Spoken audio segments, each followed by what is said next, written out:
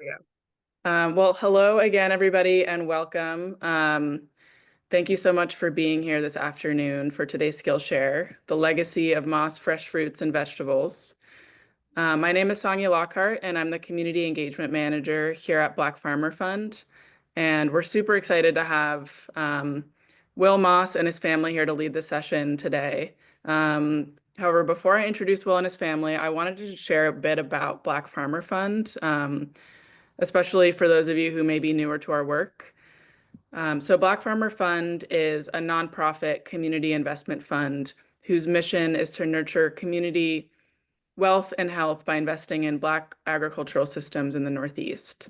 So we provide funding in the form of both grants and low interest loans to Black farmers and food business owners in the Northeast.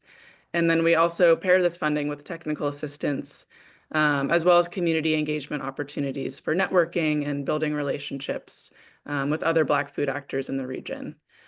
And one of the community engagement opportunities we provide are Skillshares like these, which we are now hosting on a monthly basis, which is super exciting, on a range of different topics.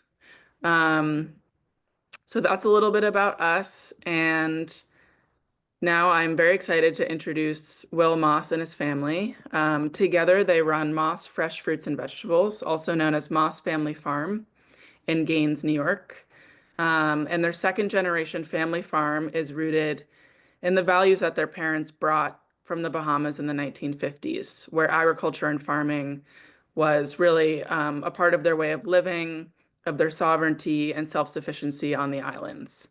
And since then, the family has grown a sustainable farm business together. And during the session, we're really going to get to dig into the journey that they've been on to get to this point. So without further ado, I will hand it over to you, Wil and family. Thanks, Sonia. I appreciate that. I want to welcome everyone for being on this Skillshare presentation. I see so many familiar faces and names.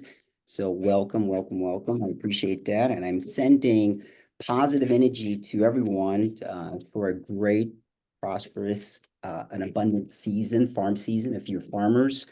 So I wish you guys all the best with the farming season. As Sonia mentioned, we are a family-oriented farm. We're actually located in Western New York, between Buffalo and Rochester. Our farm is located in Gaines, as Sonia mentioned, but our home office is in Albion, which is about 5 to 7 miles away from the actual 10 acres of farm that we work. I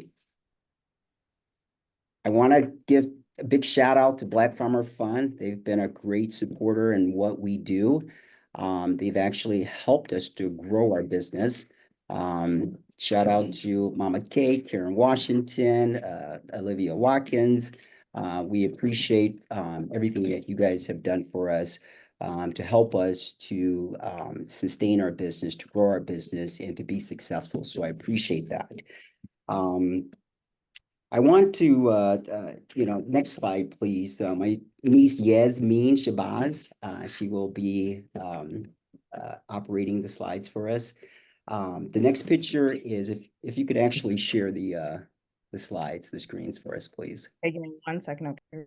Yeah, no problem.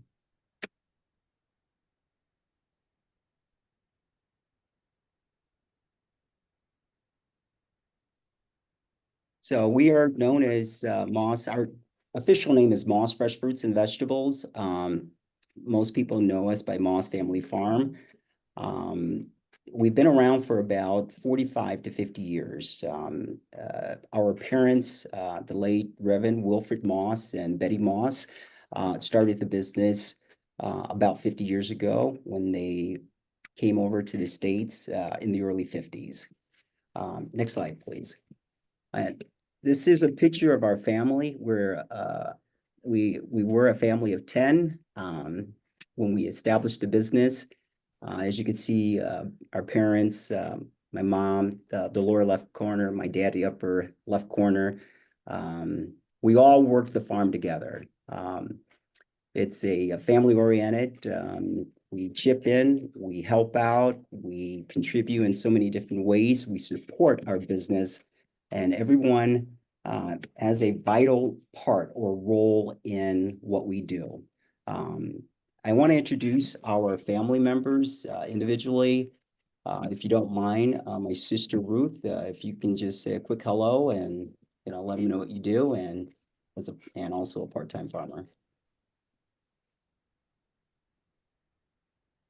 Good evening. Again, thanks to everyone for taking the time to join us to share our legacy that was started by our beloved parents. My name is Ruth, and in my former life, I was a financial accountant for about 10 years. And now I'm a teacher in the Rochester City School District for the last 25 years. And for the last 40 years, I've been a part-time farmer. Proud to be a part-time farmer.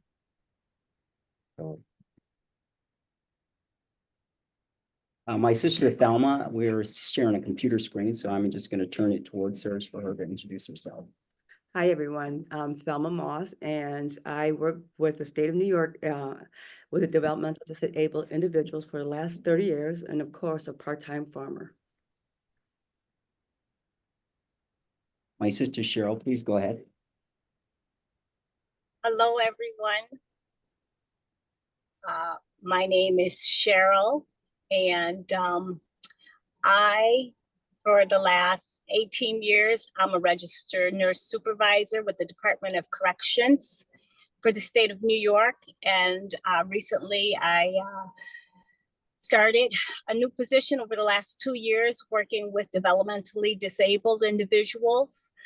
And I've been a part-time farmer for the last 45 years. Awesome. We want to make sure we get in that farmer label as well, so I appreciate that. Is our brother Thomas Moss on the call also? Is he part of the Zoom?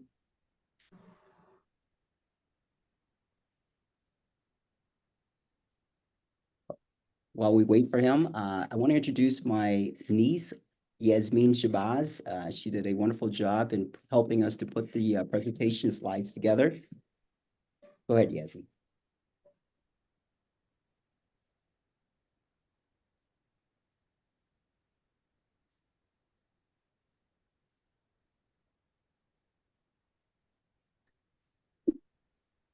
Yas, you want to introduce yourself? Or? Okay, sorry, I couldn't figure out how to do it. I'm Yasmin. I have been a full-time student, no longer. I have just completed my master's in midwifery, and I have been a part-time farmer throughout the entire time. Awesome. Awesome. It's important. All right, we're gonna take a look at the family portrait. We work together. We grew up as a loving, supportive family. That's what our parents instilled in us, to look out for each other. Chip in a helping hand when necessary. And our parents, being first generation coming over to America from the Bahamas, they taught us how to be self-sufficient, to provide a livelihood for ourselves, instead of, relying on corporate America or some other job. So that's what they instilled in us. They taught us, the art of farming. So as you can see in the various pictures here, I want to also mention, I mentioned my brother Thomas Moss. He is the sales manager. He's the front end of the selling the produce at various markets. He is pretty much a full-time farmer, along with myself, and helping to operate the business. Also, I don't know if you see another picture, that's my brother, Michael Moss. He lives in Connecticut. He comes home often and chips in and helps us with the farm. He is a 20-year Marines veteran, so hats off to him. He is also a part-time farmer, so we appreciate his service and the support of our farm business. So Also want to talk about, we're off to a great start this year. We just actually started last year putting some plants in the ground. I'm sorry, last week, I apologize. We started putting plants in the ground. We just started with some of the plants that can handle the cooler weather until it actually warms up. Collard greens, we put in some kale. And so we're off to a great start. The family portrait is I want to just emphasize that, how we work together, we fellowship together, we pray together, we travel together. Folks are from the Bahamas. We took numerous trips there and various locations throughout the years. Just want to pay homage and, respect and I want to say thanks to our parents who did a great job, phenomenal job in preparing us for the farm life. Next screen, please. As I mentioned, our parents are from the Bahamas. My dad came over in the early 50s as part of a contract, the Bahamian contract with the American government, where they allowed migrant workers to come in and to work some of the farmland as they pretty much do today. My dad traveled through America, various states, Minnesota, Virginia, Florida. He did a lot of things as far as orange picking, apple picking, bean picking, things of that nature. So in the time that he did that, he had a greater appreciation for agriculture and farming. He was a very charismatic person. Was always interested in learning something new, especially growing things. So he had that connection to farming at an early age from the island he had come from and the Bahamas, and it just continued on as he came to the States in the early 50s and on. My father was very resourceful, very busy, especially raising a family of 10. He had various jobs. He was a minister. He worked at Kodak. He was a barber, a farmer, a landlord. He did a lot of different things. A man of many hats. And so he was never afraid of work. He put in the time, and that's something that he instilled in all of us, all 8 of us as his children, as well as my mom. My mom was very thoughtful, nurturing, loving, giving, and that was seen throughout the years of her, being here and helping us out and working the farm, and also interacting with the customers and the customers that we would serve at various markets. Go, get out, go. Next slide. As I mentioned, Dad was quite charismatic. He was all about building relationship with other farmers throughout the area. I was always fascinated, and I marveled his ability to how he would draw the attention of people that were in the room. He was just very charismatic. He just had a magnetic personality, was never afraid, just bold. And I think I really do believe that was part of his success in establishing the farm business, and keeping it going, and sharing that information with us so that we can continue on with the business. I also want to mention that he worked with a lot of local farmers, specifically white farmers. Okay, they actually helped us get established. My dad was, like I said, a landlord. He owned apartments, and a lot of the major farmers had come to him needing apartments for their workers. And so in exchange for that, some of the farmers allowed my dad and our family to work on their land as an exchange of a favor. So that's just how he was. My dad was, community oriented, always looking to lend a helping hand. just lend an ear to listen and see how he can help others. And I think that's a great trait that he had passed on to us as we continue to operate the business. Next slide, please. Just want to talk a little bit about how we prepare for the season through the different seasons.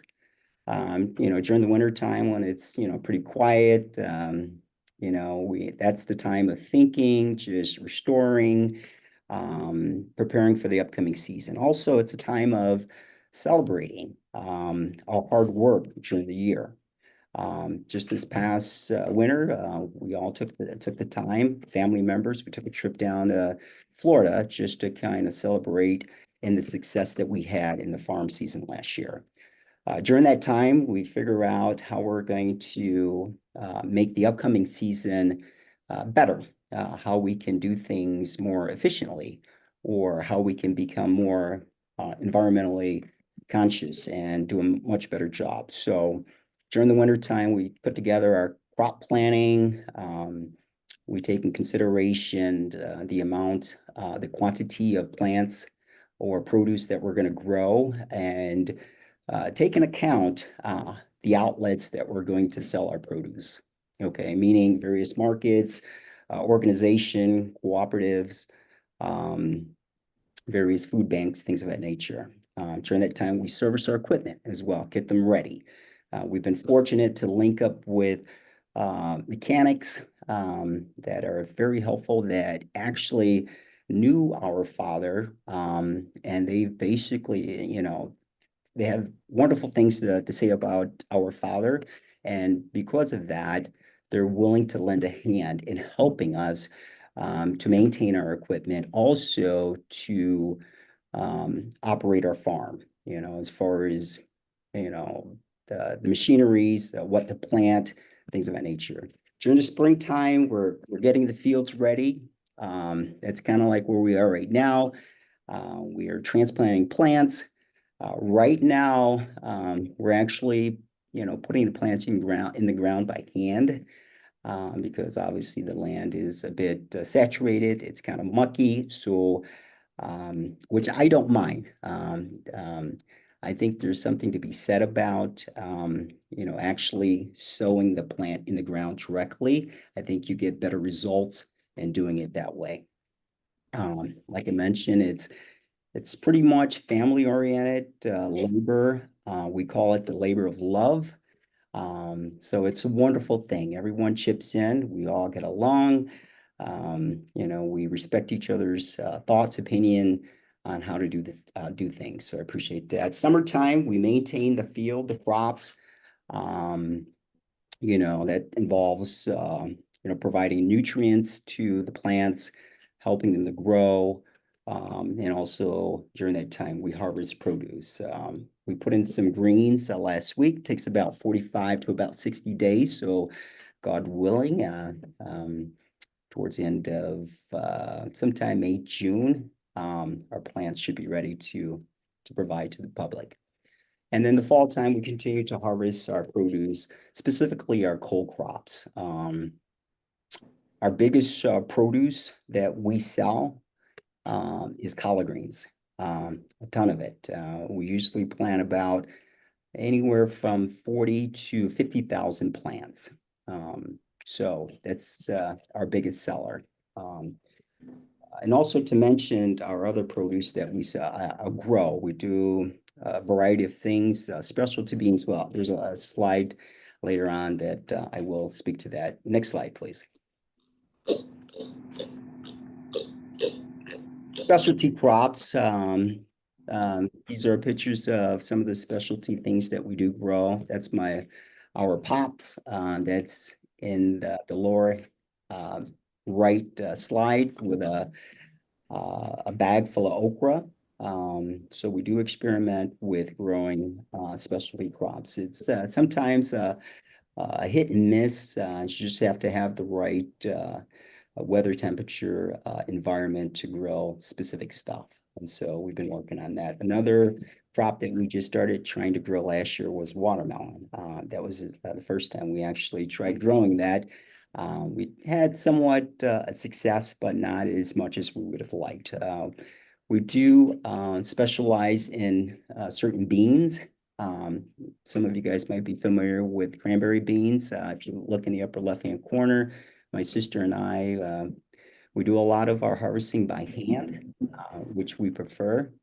It just provides a much lasting life of beans by picking them by hand.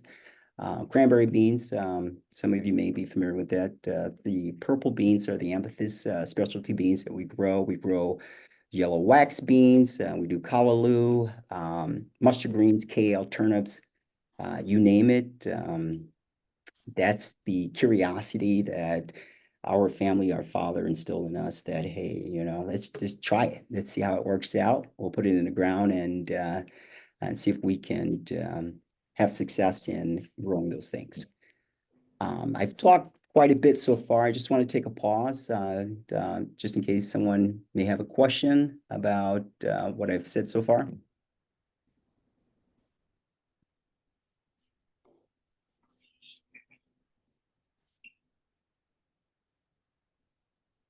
All right, let's continue. Next slide, please.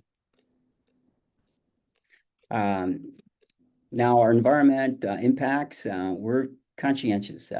We are a small commercial farm, like I said, about 10 acres. And as you can imagine, it's impossible to try to do everything by hand. So we do have some machineries that we use that helps with the efficiency of putting things in the ground and to grow them and to take care of them. So as I mentioned, this year, so far, we've planted a lot by hand labor work rather than, got a question there. Where do we purchase bulk seeds? Great question. We kind of may purchase online, but the majority of what we plant are transplants, like seedlings. And we work directly with a local greenhouse here in Western New York that actually grow our plants for us. There's certain seeds that we sow directly. We might do okra directly or mustard greens, turnip greens that we kind of broadcast. Okay. So we try to reduce our carbon footprint by using our machine less. Rather, we just simply try to do the weeding or do the planting by our hands, by hoeing and things of that nature. We do collect the rainwater in these reservoirs to irrigate our plants, just repurpose or reuse or, the water through the drip tape lines that we run through the rows. Rather, as we grow our produce, if there's a surplus of produce, rather than throwing them out, we donate them, to various organizations. And I'll talk about that in the upcoming slides. What we're doing now, we're transitioning. We know the importance of providing safe, healthy foods to our end user, our consumers. I've talked to other farmers out there and they've told us, hey, you just have to stop using, non-organic or miracle growth stuff. And so that has weighed on us. We want to, when we talk to our consumers, and they ask us, what kind of products or what kind of stuff we put on our produce, we want to honestly speak to what we do. And there's nothing better than, or the good feeling of letting them know that we are, being conscientious of what we provide to our customers, and we are providing safe food to you guys. So we're transitioning from, what we used to use in the past to like organic fertilizer and pest control things. Next slide, please. Our equipment, I just want to kind of mention that what we do use, to try to put a greater quantity of stuff in a large area, 10 acres or so. We do have a tractor that we just picked up about 3 years ago. How does the division of work operate? Let me just see here. How does the division of work operate internal to the family dynamic? Do some members just provide funding and other bookkeeping, or are all hands in there? All hands are on deck. That's a wonderful question. Yes. If necessary, we will transition to an area where is needed. Obviously, some of us don't have the bookkeeping accounting skills like my sister Ruth. I do have a bit of a background in finance, so I kind of understand what she puts together, and she, sends it to me. I look it over and provide feedback. But as far as helping out, everyone puts their hands in the dirt, uh, which is a wonderful thing. If there's a need for us or someone to be at the market, there's a fill. We all communicate. We do a great job in communicating. Our wonderful niece, Yasmin Shabazz, she's been wonderful in helping out at the Rochester Public Market, and filling in and interacting with the customer just to continue on the legacy of what our parents have established. Okay. These are some of the equipment that we have. I want to mention that that tractor was afforded to us by Black Farmer Fund about 2, 3 years ago. They provided us a rapid relief fund, which helped us to purchase this tractor. I mean, it was a beautiful thing. It was a much appreciative gesture on their part. So I certainly do appreciate that. That does help us to maintain our field and allow us to plant and to grow things much more efficiently. So I appreciate that. We've invested in a wash station, a packing station. We've just purchased a cargo van last year to move a lot of our produce to various locations in Western New York, as well as Chester. We do drop-offs at Rise and Root Farm, Mama K Farm, Jane, and the folks out there. We've even driven as far as Brooklyn, New York, to deliver some stuff with the organization, the Campaign Against Hunger. We've even gone as far as Harlem, New York, to set up a market there just to provide fresh produce to the consumers that are there. We've gotten wonderful feedbacks from the consumer there as well. We invest in our equipment at the market, whether it's a tent or a kerosene heater. We operate our farmers market 20 year round, 12 months a year. During the winter months, if you can withstand the cold or the snow, you pitch a tent, you hunker down, you set up your kerosene heater, and you provide what's available that we've kept in the cooler, that will last for us to provide to the consumer. It was always the thing that my parents would say, people have to eat. So we are a provider of produce and food to the consumer. So we appreciate that. Next slide, please. These are some of the markets, as I mentioned, that we go to. We've been to the Rochester Public Market. We've been there for over 45 years. My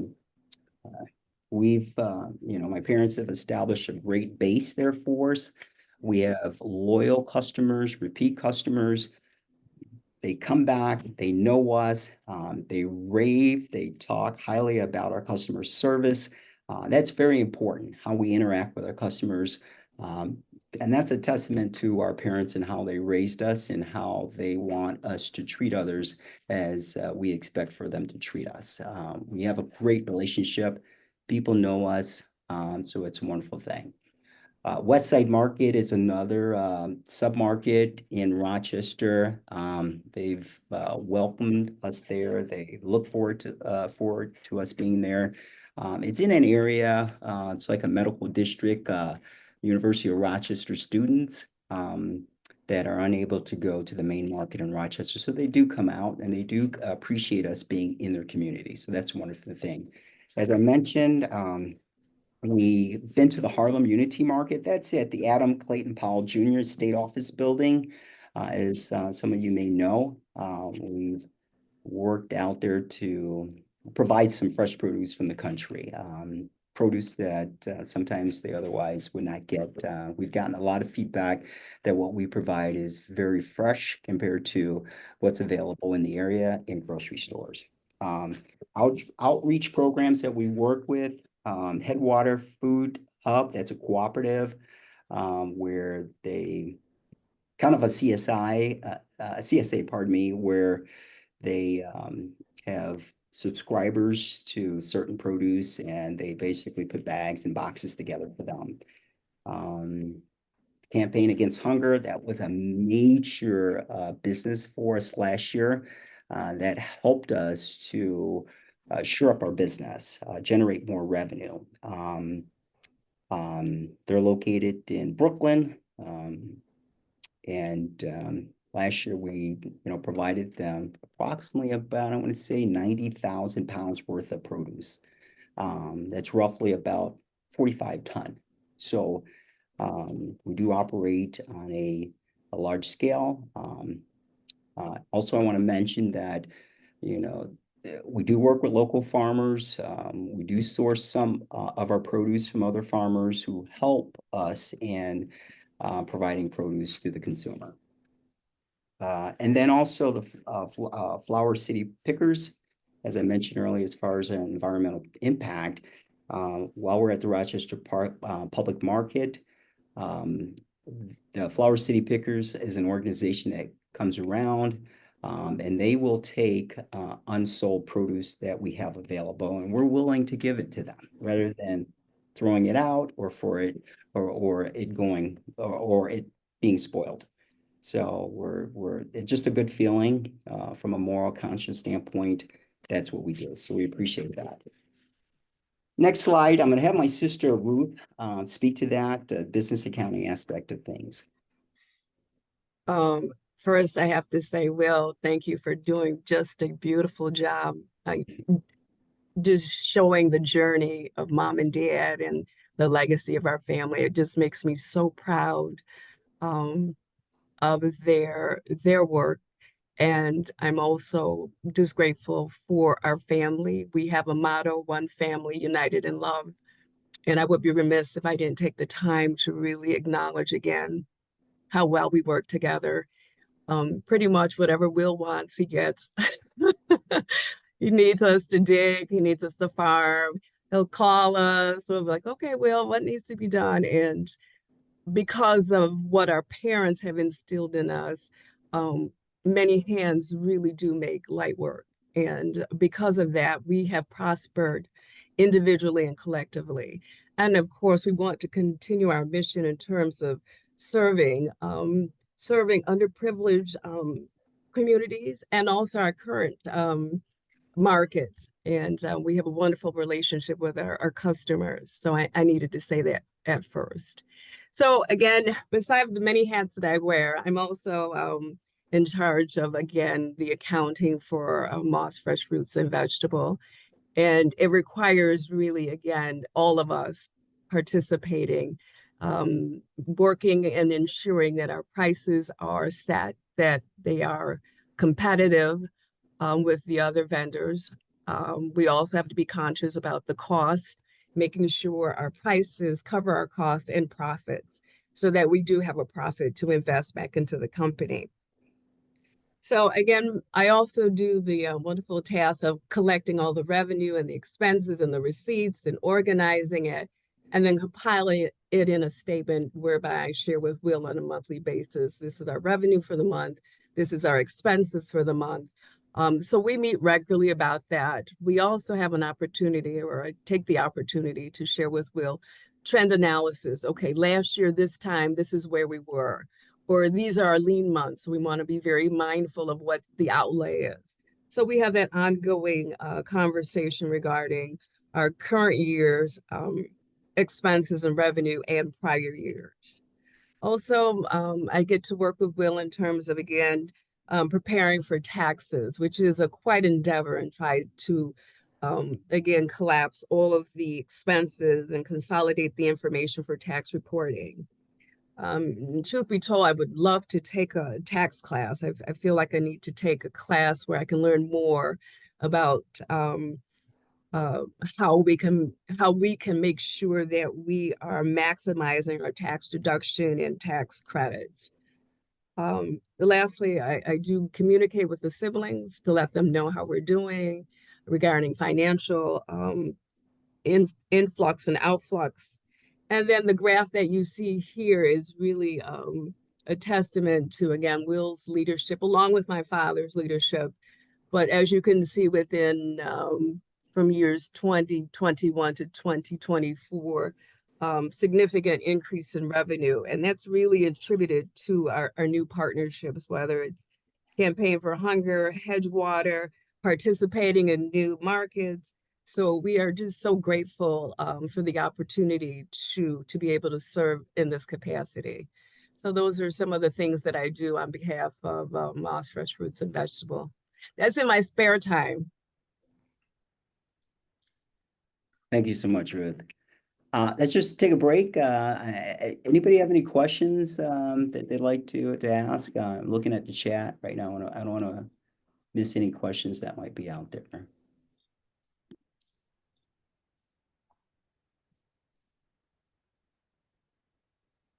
All right. If not, we will continue, and we will have a Q&A session at the end of our presentation. I have a question. Sure. I think it was either you or your sister, Miss Ruth, mentioned the family motto that you have.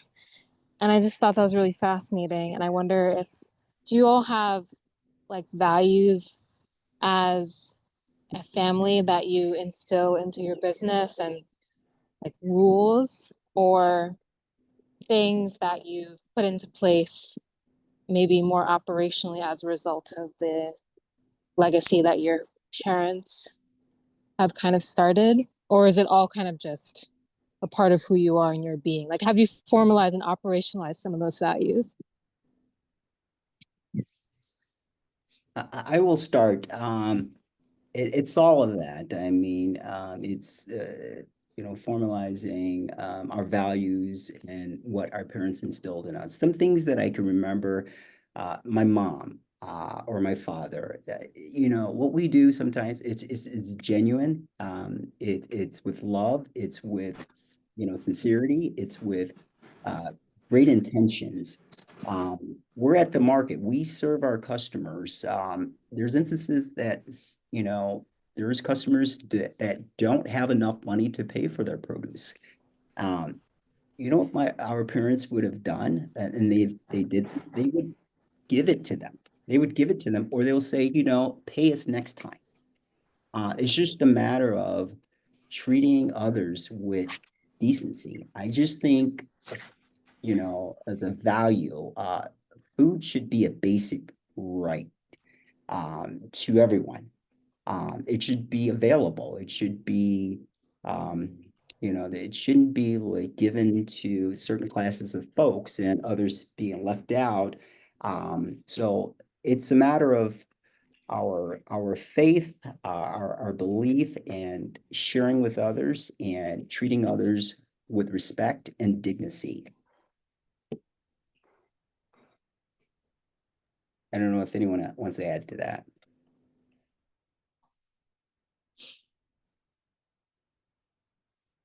If not, there's another question in the chat that says, what does the future hold for Moss Family Farm?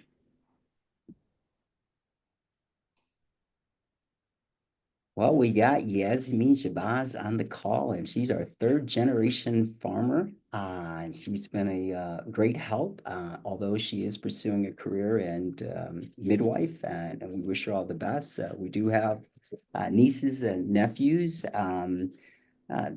Some express interest and continuing the legacy and the business. For the immediate future right now, it's us, our second generation, that's holding down the fort. We just want to grow it to where it's sustainable, where we're being financially responsible so that it can continue on as long and as much as it can until the decision is made. Perfectly said.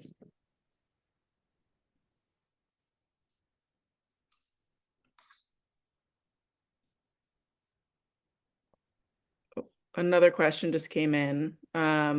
What is your marketing strategy, and does social media play a role in your marketing? That's a great question. I'm going to be honest with you. We don't do social media, to be honest with you. We stay under the radar. We do so much business, and we try to contain it within our family realm. I can only imagine if we were to go social, the business would be much bigger than what we wish to handle. So we just keep it contained, detail oriented.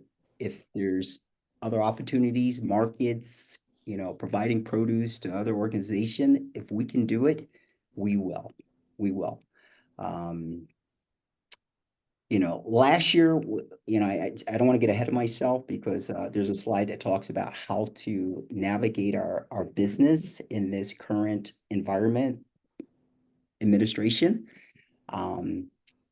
We forecast things to be a lot different this year than they were last year. So we do take that into consideration, and we govern our operation accordingly so that we continue to sustain and, be profitable or generate enough revenue to cover our expenses. But as far as social media, marketing, things of that nature, we don't get so much involved in that. That's not to say that we wouldn't in the future, but currently we do not. Next slides, please. We kind of talked about some of the growth and how we became to the point that we are right now.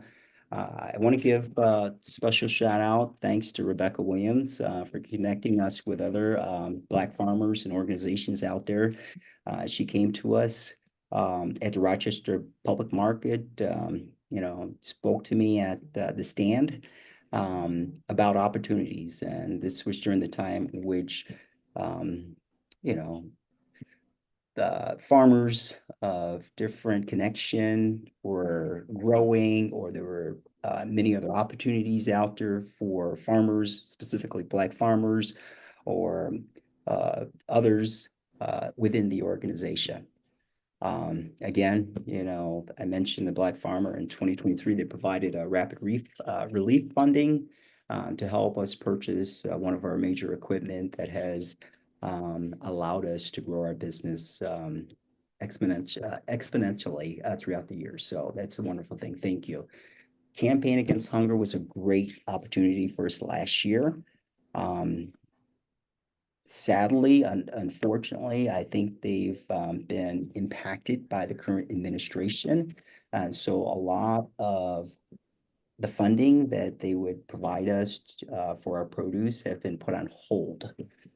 And so, that has us in a uncertainty hold right now as to what the revenue forecast will look like until perhaps things open up or other opportunities present themselves. So if there are any other great opportunities out there that you guys know of that could help us out in moving some of the produce that we have, we welcome that. So I do appreciate that, because our projection of produce of what we were going to grow similar to what we did last year.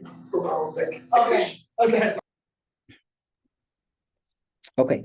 And then to help sustain our businesses, our farm business, the Rochester Public Market has been instrumental in the last 45 to 50 years. our loyal customers, our dedicated customers. They specifically come to our stand to see all of us. Specifically, one of my sister, Thelma, she kind of works off in the green section, collard greens, kale, callaloo, things of that nature. So they specifically appreciate her. The amount of the affinity that they have for her, the love, it's like every Saturday, week in, week out, they go and they see her and have that interaction with her as well as the rest of the family. So we do appreciate that. Family members, dedication, labor of love. I've mentioned that many times, as well as my sister, Ruth. Next slide, please.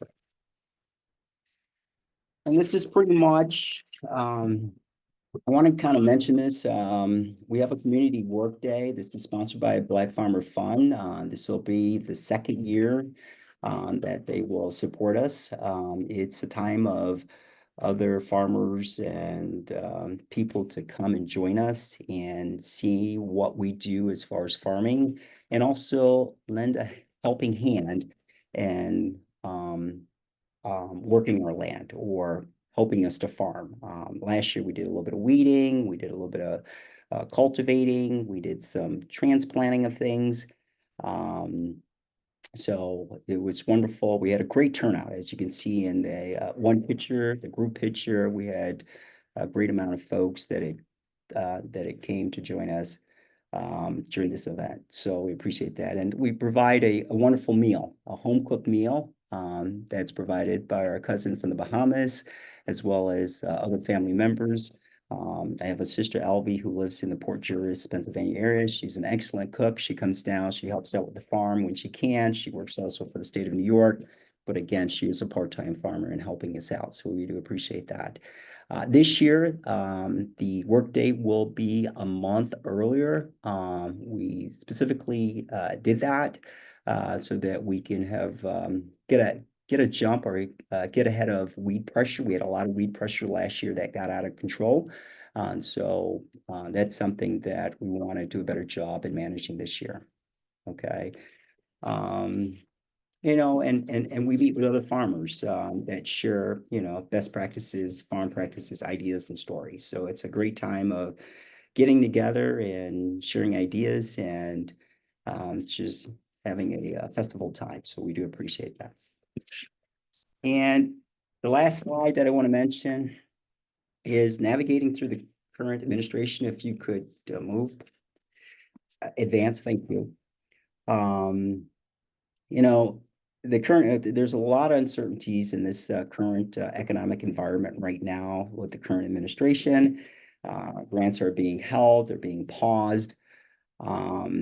Thankfully, you know, our business, our family, my sister Ruth, myself, we did a good job in just conserving, reserving some of the revenues from last year. That is what we're operating off of right now to support our expenses. You know, vehicle expenses, insurance, you know, liability issues, you know, liability insurance, gas, things of that nature to go to various markets and to deliver, to pick up material, boxes, things of that nature. So plants, things of that nature. So we're making a conscious effort about our spending, and we're doing a good job in preserving and reserving during these uncertain times right now. We do focus on serving the communities. We don't slight that in any way. At some point in time, we do realize that it will reciprocate. It will come back to us. There's always a blessing, and there's more of a blessing in giving and in receiving. And I do believe that if we continue to give and do the right thing, things will work out for us. So I'm a believer in that. And you know, and thankfully to all of my siblings, you know, it's, you know, as many of you know, not a lot of people understand the farm life. Not a lot of people can appreciate it. It is a lot of work. And you have to have a love for it and appreciation for it, and understand the the genuine overall goal in helping others, providing basic necessity food to folks that are needed, especially in underprivileged areas or like food desert area. From a moral conscious standpoint, it's just the right thing to do. So that keeps us going, and we feel like if we continue to do the right things that our parents have instilled in us, it will all pay off. People will recognize our good work, and they will provide the necessary support, whether it's funding, whether it's a helping hand, workday, and contributing and helping us to offset some of our expenses. And the last slide, please. Any questions? That pretty much concludes our presentation. Again, I want to thank everyone for attending our presentation and allowing us an opportunity to share with us the legacy of our business, Moss Fresh Fruits and Vegetable, Moss Family Farm. Also want to mention that if you have an opportunity to come visit us here in Western New York, you're always welcome. We do have that work day that's coming up on Sunday, June 22nd. I'm working with Sonia in coordinating that. The day before, Saturday, we do operate at the Rochester Park Public Market. We've done work days in the past where participants have come to our market stand and see how we interact with customers and how we display our produce and sell it to the customers. So at this point in time, it's open for any questions.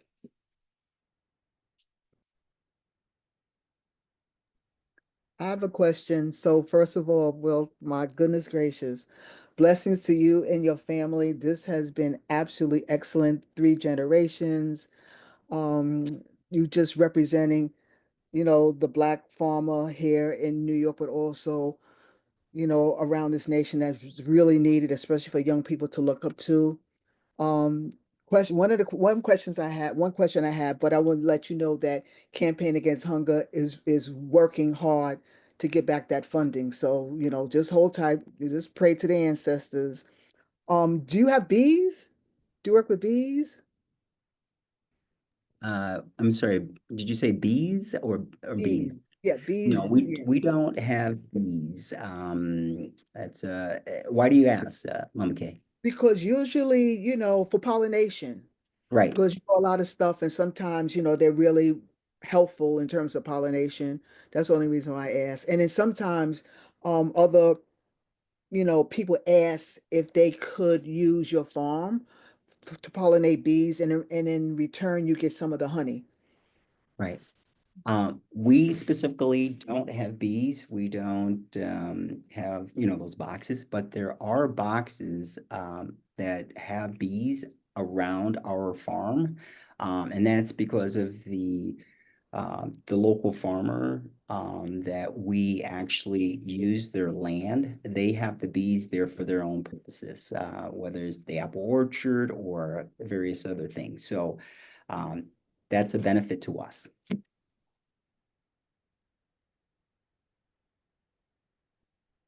Will, I wanted to uplift a couple questions in the chat. We had one question asking, who do we contact if we want to purchase produce at wholesale? And then another one about wondering if you're taking in any volunteers or assistants. We will consider the volunteer and assistants. Just they can contact me directly. Have them to come out to the farm and see what we do. See if that's something that would interest them, or work within their schedule. We are in Western New York, so we're open to ideas, volunteers and assistants. So that's wonderful. And now is the other question, what was the other question? Sorry, it was about who do we contact if we want to purchase produce at wholesale? I'm the person to contact. I just simply provide my cell number and contact me directly. And I'm good about getting back to you as quickly as possible. Answer all questions within that one call, or follow up with you with an email, and or have a face-to-face chat about what we can do for you. I just had a call yesterday from someone that was interested, that was referred to us by Mama Kay. Appreciate that referral. Um, and she took my information. Her first name was Maria. Uh, if you know her, Mama Kay, she was asking about our farm and produce and our crop list and what we can provide. So that is a possible opportunity to kind of fill in the gap of of loss of possible revenue. So we're holding the faith, and we're praying quite a bit that the campaign against hunger comes back, so we can start back up with our transport of our goods to Chester and meet the fine folks there at Rising Root Farm. So, Will, is it okay if we put your contact info in the chat for people? absolutely, Okay, absolutely. great. Your cell, your email, both? Yeah, you can put my cell and my email. Yeah, Okay. and just feel free to give me a call, Jingle, and we could talk. I gotta say, I love farming. My sister Cheryl, the RN, mentioned to me the other day when we started planning. She was like, "I can tell you're getting excited about farming. I could tell," and I was trying to keep cool about it. Didn't want to show too much excitement, but and I thought about it later. I'm like, yeah, farming is a beautiful thing. I love farming, and there's something to say about growing something, nurturing a plant to where it just blossom and it just grows to where it needs to be. So I do appreciate that. That's my sister Cheryl that jumped out. So you were right. I am excited about farming, and I appreciate it. She has made the journey down to Chester to the drop-off point of providing produce to Brooklyn. So.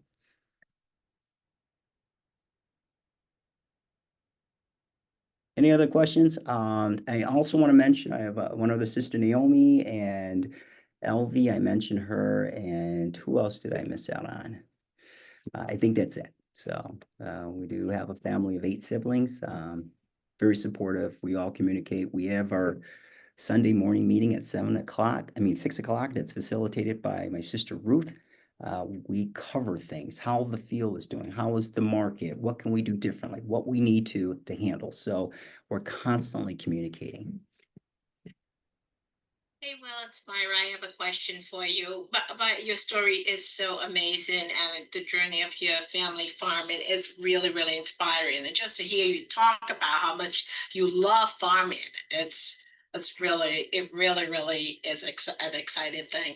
But what I want to ask you is, have you and your family considered any value-added opportunities to diversify and extend the product's shelf life?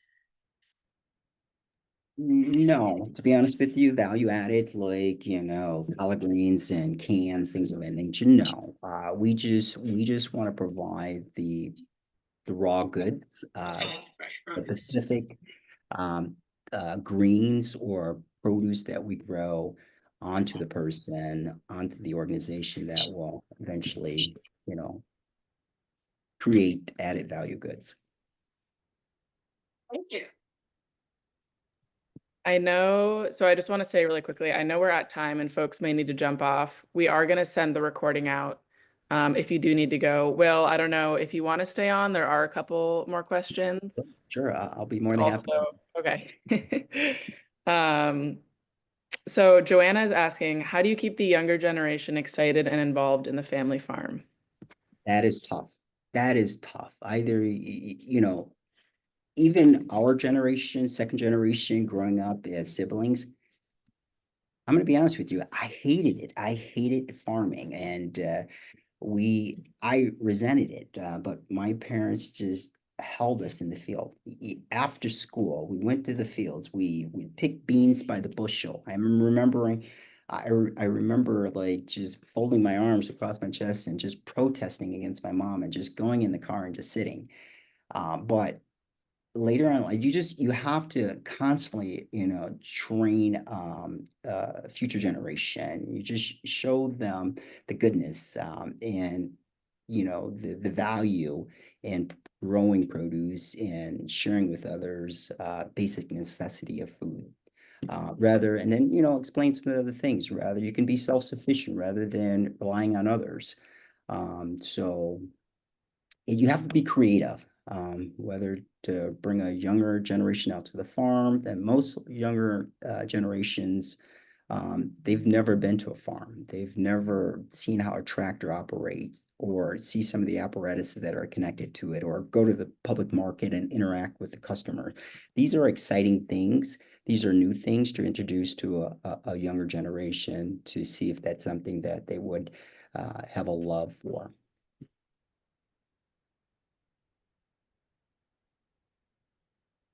Well, how many hours do you spend on the farm a week? I know it's hard work. It's hard work. I have to break it up. In a week's time, I would estimate roughly about anywhere from 45 to 50 hours. Even this morning, getting up at 6 o'clock, being in the field before it gets too hot, well, we'll run it until about 4 or 5 hours. Put 1,000 plants in the ground. You just have to break it up. Take a rest during the day and go back at it later that evening or the next day. You have to pace yourself with the farming to really have time for yourself. And even being in the field, and I was thinking about this morning, it's meditating. It's wonderful. It helps you to clear your mind, helps you to think about other things. So it's just, you have to love it. You have to understand it. You have to appreciate it. So it's something that I really do enjoy. Thank you. Oh, go ahead, Will. There's a hand up. There's a hand. Yes, yes, Judy, do you want to go ahead? I actually wanted to kind of piggyback on the other question about getting young people involved. So what does it look like for someone to start now, and what climate we are in today to start farming for the first time? Like, what does it look like for, even if you were to bring that young person in, what does farming now look like starting from scratch? Getting a younger person involved. I've been asked to speak at elementary school, just, especially in inner city areas where there are diverse of children. And, they want me on stage. They want me to present myself as a person that represents them. How it looks right now, it's just a matter of connecting with other farmers like myself. You or parents are bringing their children to various farms and see the inner working and activities of the farm. In the operation is something to expose a young person to see if they have some type of curiosity or interest to generate that excitement within them. But is it still possible to own land and like really start farming from scratch? Like, That is a great question. We haven't really had an issue with owning land the way that we're set up because of our father and our parents and establishing a relationship. We have benefited with the partnership that my father established, where we have access to this 10 acre of land that we work on. And now for others, there's opportunities out there. We are constantly looking at land for sale, but it's not cheap. And that's not something that we're interested in taking on as far as actual ownership. We're at a sweet spot position to where we can just work someone else's land as if it's ours. All right, Kareen's had her hand up for a minute, so I'm going to hand it to Kareen, and then I think we'll wrap up from there. Okay. Hi, Will. How are you doing? Yeah, Green, how are you? I'm doing well. It's been a long time. I wanted to well, first, thank you for doing this. It's always good to hear your voice. And I wanted to, in terms of getting like more kids involved, I wanted to kind of turn your head a little bit to look at children that have been impacted by the justice system negatively because they are still funding grants in that area. I work a lot being in Brooklyn. We have very easy access to youth that have been justice impacted, and it's really good for them to get their emotions out with the earth and to do something productive. So if you haven't explored that angle or you want more information, just let me know. I'm happy to give you more, outside of this. I would definitely encourage you also to visit the local botanic gardens because the kids coming there are completely engaged and they want to have pipelines. And many times the gardens actually have grant programs that will pay them to go out and work in your spaces. So that's another line too. And I don't know if you have the summer youth employment program where you're at, but I can tell you the youth is definitely, they see the cost of food and they want more access and more opportunity and learning these skills and how they translate to college and how they live in their everyday life. The demand is there, but the connections always aren't. So just a little bit of that for you.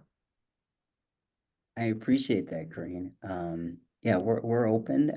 It's just a matter of just presenting it to me, and if we can accommodate younger children to our farm or even to attend our market stand to show how we interact, we'll definitely provide that opportunity. So I do appreciate the information. Yeah, good luck with it. Honestly, I think really promoting it, it's a family business. A lot of these kids don't have fathers, they don't have siblings that are supportive, and to show them a healthy family unit is everything. So I don't know if you really fully appreciate how much that means to children that don't have that, or if you're considering that in your marketing. But again, let me know if you want to chit chat about it. We can talk about it from that angle because sometimes we don't see our biggest gifts. Other people have to point it out. You're not just doing food, but there's a wholesomeness.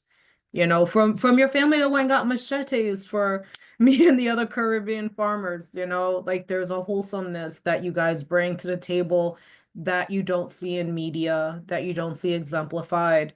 And you guys have that because you've cultivated it. So sharing that with the kids, you have no idea how many you can bring back. And you feed them. It connects beautifully. So thank you again. And I did take down your info. I think I had your phone number, but in any event, we'll communicate. I hope you have a good evening, everyone. Thank you so much. And thank you, Wil and Ruth and everybody else for being here this evening and leading this incredible session. I feel like we could go on and on. But I am going to send up I'm going to send a follow-up email with the recording and the slides, as well as Wil's contact info, and the sign-up link for the workday happening later in June. So look out for that this week. Yeah, and thank you so much for being here and engaging tonight. Thank you. Take care, everybody. Thank you, everyone. Thank you. Thank you. Look forward to seeing you. Thanks. Appreciate it.